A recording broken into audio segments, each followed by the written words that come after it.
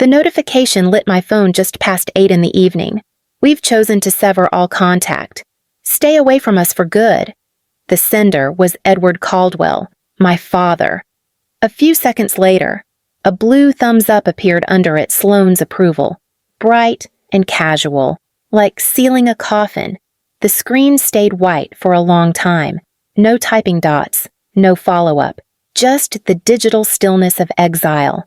I stared at it until the words blurred into shapes. I read it again, once aloud, just to hear how final it sounded. The apartment around me stayed quiet. The only sound was the clock ticking toward nothing. I almost laughed. Of course they had done it over text. That was how my family handled endings efficiently, without the burden of a voice. A second message came through, this time from Mary Ann, my mother.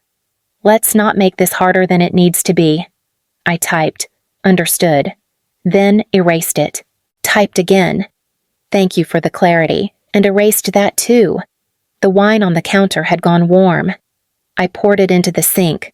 I scrolled up through the chat history: birthdays, grocery reminders, a picture of my mother's roses in spring. I had paid for those roses, though no one mentioned that part. The petals looked perfect, almost artificial like everything else we displayed to the world. My thumb hovered over the keyboard. For a moment, I imagined answering, "Fine, I'll stop carrying you." But I didn't need to announce it. Words were what they wanted proof of guilt, an open door for forgiveness later. Instead, I opened a different folder, documents, and stared at the file names. Caldwell Mortgage, SUV Loan, Sloan Lease. Each title a small monument to loyalty mistaken for love. I set the phone face down beside them. If they wanted distance, they would have it. Not in silence, but in numbers. That, I thought, was the language they had taught me best. The restaurant glittered with chandeliers and soft laughter, the kind of place my father liked to be seen. I arrived late enough that their drinks were already half gone. Edward barely looked up. "You're late." "Mara." "Traffic," I said, sliding into my chair. Sloane grinned. "You live 10 minutes away." I didn't reply. The waiter poured water, and conversation drifted toward the usual her boutique, their plans, the illusion of success we all maintained. When the check arrived, my father reached for his wallet, confident as always. His card was declined. The server tried again. "Declined?" Edward's jaw tightened. "That can't be right." Sloane leaned back, smirking. "Maybe it's the bank's fraud system. They don't expect you to spend this much on dinner." The waiter hesitated, eyes flicking toward me. I handed over my card. "Run it here." My father's stare could have cracked glass. "You didn't have to do that. I know," I said. "But someone had to." Sloane laughed under her breath. "That's what analysts are for." "Right." I turned to her. "No, that's what adults are for." Her smile faltered.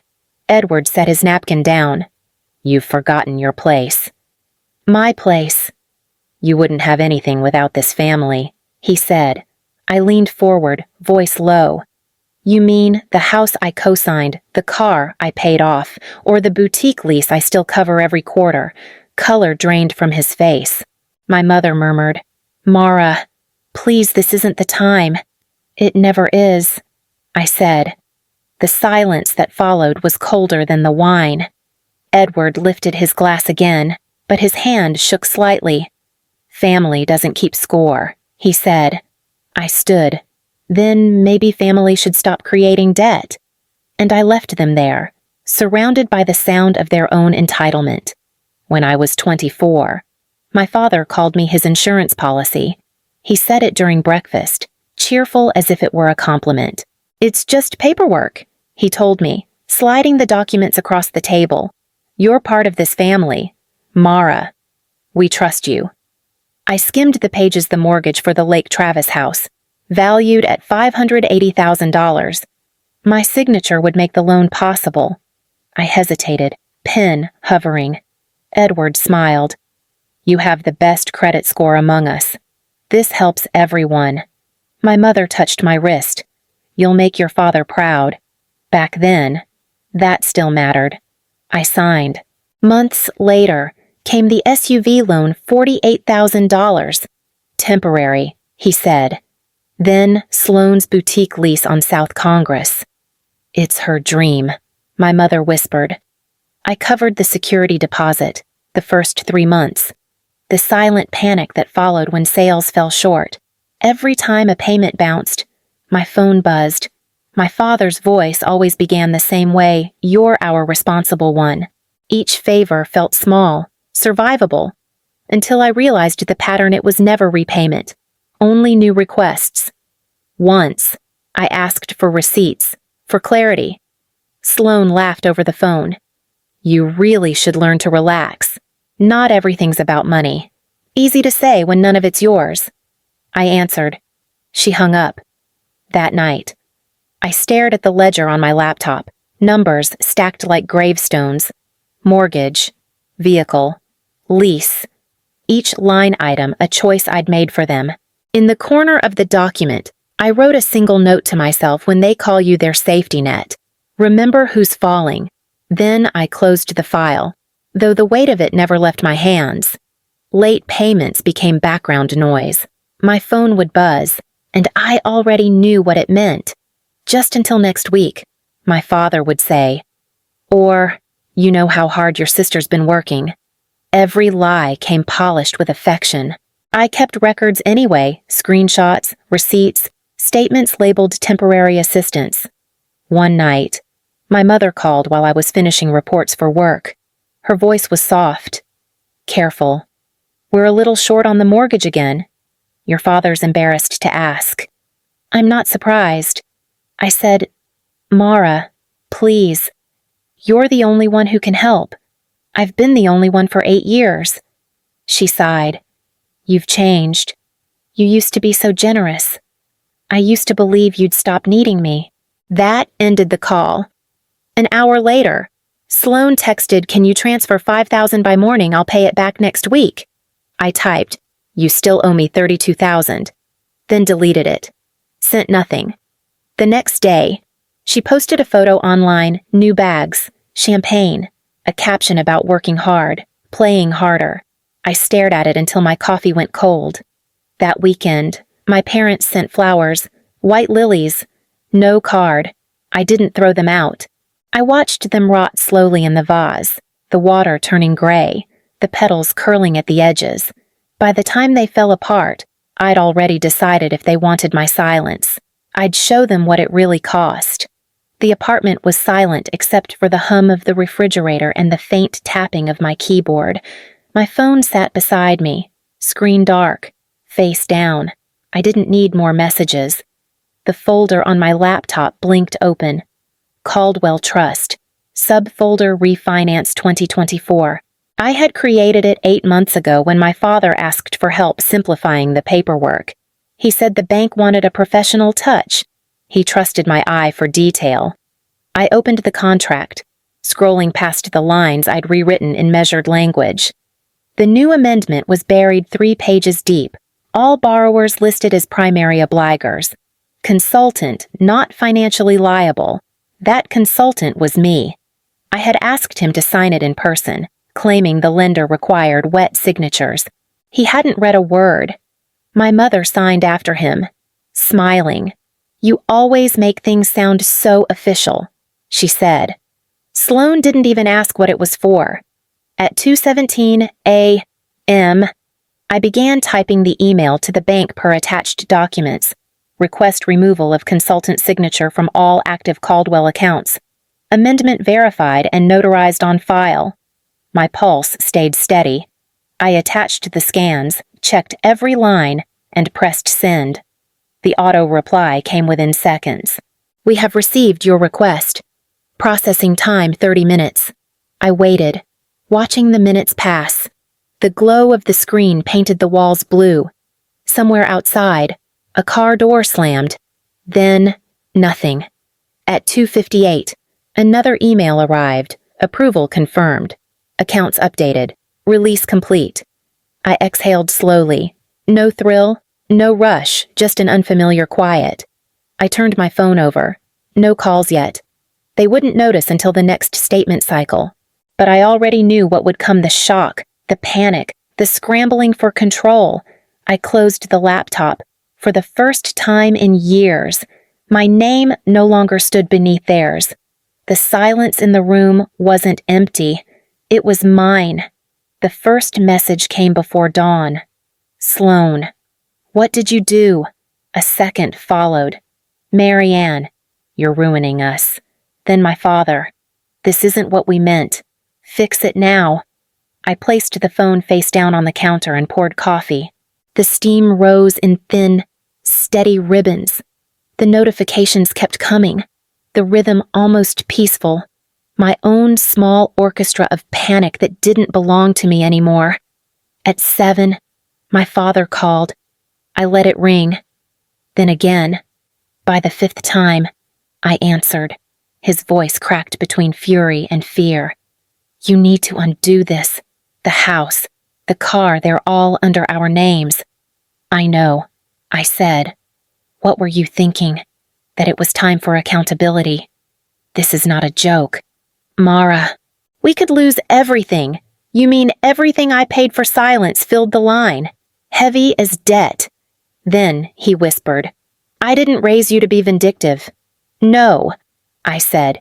You raised me to be reliable. You never thought I'd stop. I ended the call before he could answer. By noon, the bank's alert arrived. Payments due, Caldwell accounts delinquent. Outside, the city moved as if nothing had shifted, but I could feel the ground tilting beneath them. The SUV they loved so much would be the first to go. The boutique lease next. I turned my phone off and sat in the quiet. The smell of burnt coffee thick in the air. Revenge wasn't rage. Rage was loud, messy, and temporary. This was different. This was order restoring itself one unpaid bill at a time. The message came 3 days after the call stopped. Marianne, please, can we talk? Just the two of us.